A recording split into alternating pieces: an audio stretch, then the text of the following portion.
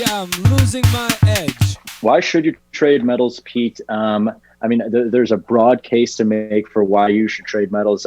Lack of correlation to equity markets and interest rate markets. I think those are the top two entries in the construction of anyone's portfolios, is probably stocks and then bonds. Metals here, we've seen historically, though people want to think that they have a correlation, that a positive correlation to flight to quality markets like bonds, a negative correlation to stocks. We've seen historically correlation around zero, so it's a diversified play. But Pete, I actually want to dig into more of a short-term reason why you should be trading metals right now, because stocks we've seen kind of stagnate here. S&P's around 3,400 to 3,500, NASDAQ around 11,000 to 12,000. A lot of stagnation in the small exchange stock markets, just around $50 to $53 or $54.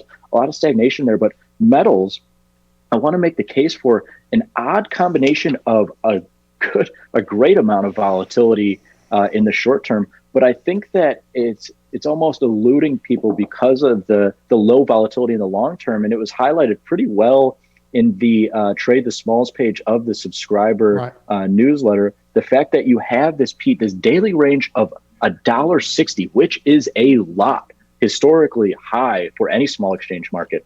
42% the amount of time that you're seeing dollar plus moves in this market. But then, Pete, you look at the realized volatility, a 30-day metric, and 28% sitting only 8 percentage points off the low for recent trading and nowhere near the highs. It's kind of a weird mix here to have so much volatility in the short term, but not so much when you go out to a month or any time where people are really trading options. Yeah, no, I think that, you know what, it's kind of this has been, I don't quite know how to phrase it, but this has been a tremendous opportunity in terms of the back and forth. We spent a lot of time. It's interesting how, we talked today earlier about neither side of the metals market is that interesting because I don't have enough of a range to take a bite on it for the short term or necessarily a little bit longer term trade. We've gotten so many of those bites over the last 6 months. It's been such a different environment. I love the fact on this, and again, guys, this is weekly commentary that's coming out, is that you're also putting that context around volatility, because let's not kid ourselves. That directly plays into what the tradable range is. So it is a good complement thinking about, we talk about adjusting mechanics. It's an important component when adjusting mechanics. Yeah, and it's funny because this dollar, I came up with this idea, the dollar plus index, because all these small exchange products, like we like to talk about, moving outside of $1 is considered a big day for any, whether it's equities, metals, foreign exchange, or stuff that's coming down the lines. Moving outside of $1 is a big day, and metals has almost made me look like an idiot, because how can you call something, an outlier or a big day when it happens 42% of the time? But that's just how much these metals are moving right now. Truly a crazy amount in the short term. But it's funny because you go to even just a couple weeks out, Pete, you see this IV and this IVR metric for gold and silver telling you that not a lot of expectations for big moves when you go outside of a day here. I mean, IVR at 35% and 28% for silver and gold respectively is absolutely nothing to scoff at. It's not zero, it's not 5%, which we see sometimes in more boring equity markets at certain points of the year. But Pete, it's letting you know that, okay, we're seeing a lot of outliers here in the short term. We're seeing $1.60 is the average range. That's big. But then in the long term here, even in the medium term, not a lot of expectations. IV normalized all the way back to, 20% IV in gold is pretty normal to you after the shock here in March, getting as high as 50%. Right. Absolutely. I think this is part of the challenge too, a little bit with IV rank. This is a smaller case of what we saw in crude, but that spike kind of skews IV rank. We spent a lot of time laboring, and you can see that tail going back into the beginning of the year between 12, 14, and 15, judging if that was rich enough for us. We're sitting in a very different environment now. Sure. But you're right. It's still a rich environment. And we've seen a little bit of that. I find this interesting too, Frankie. I'm curious your thoughts. we're going into, I don't look at next Tuesday as, a ramp up of event. I think any volatility built into the election is run up. I don't know if it goes for 3 weeks, if that's built in there or not. Sure. But I mean, term structure much higher than we've seen really for the preceding almost 3 years or 2 years going back to 18 and 19, but still off of its highs. What say you on this?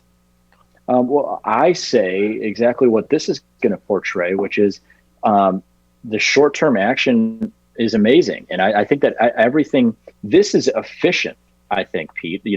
I think 20% implied volatility and these IVRs that aren't above 50%, like you said, expensive relative to back in January, February, before all of the COVID news became larger. But yeah, Pete, this market here is showing us that there's not a huge expectation for long-term substantial movement in metals and equities and interest rates across the board there, whether it's the election or whatever. But it's very intriguing to me that, okay, it might not be, they're not expecting gold to necessarily break back outside of 2000 to the upside or 1800 to the downside. But what is interesting is you look at the percentage daily moves here, and Pete, they haven't died off since the March and volatility that we saw from March to August here. If anything, it's expanded. Like, how do you you see this this implied volatility, everything peaking here in mid-March, and then coming all the way, a reduction of 50% in implied volatility, 50% in the theoretical expected movement here. But Pete, I'm not seeing a 50% decline in daily action here. I mean, if anything, seeing in October, late September and October here, we've seen huge daily moves. Yeah, absolutely. And I think that's that is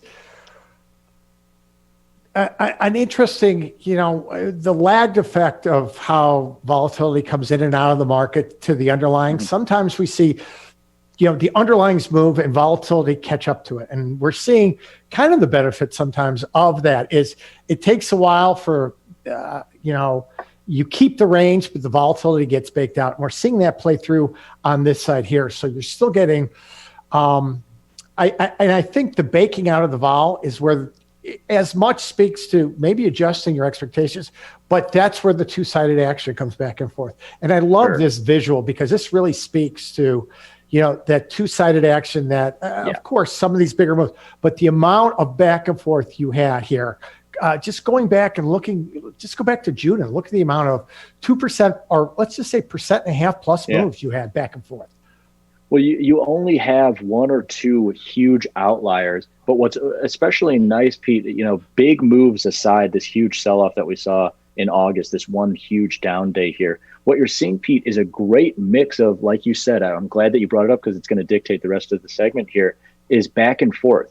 Red days, green days, red day, green day, like a lot of no clustering effect, no, single direction movement. And that's what's created. That is what's behind this fall off in volatility, Pete, is a lot of back and forth, a lot of two-sidedness, but on pretty much a path to nowhere here. The market hasn't gone, like, how could you expect implied volatility to go anywhere? This gauge of, the next 30 days of movement for gold and silver or SPRE here, how could you expect it to jump up when in the last 30 days, the market hasn't gone anywhere? And so that's why implied volatility isn't rising and those options traders aren't getting so much edge or opportunity, but the short-term traders are getting great opportunity because you look at something like this, Pete, SPRE dollar moves since the end of September here. You've got 4 occurrences of $1 plus or more, got 3 occurrences of a dollar lower or less. And Pete, the bounce back effect is huge, which is to say on these $4 higher moves, the next day, 3 out of the 4 occurrences were lower, and the average move was giving back 70 cents off of that big move to the upside. Same thing we're seeing in the opposite direction. All 3 of these dollar lower moves met with a bounce back the next day, average move 80 cents higher. And so, this back and forth that you talk about, Pete, the bouncing effect to the downside, the reversal effect to the upside, is creating for great short-term trades that net on net is causing the market to move nowhere, implied volatility not jumping higher. But if you are a short-term trader, a speculative trader, that is exactly why you should be trading these metals, because it's been a great reversion trade.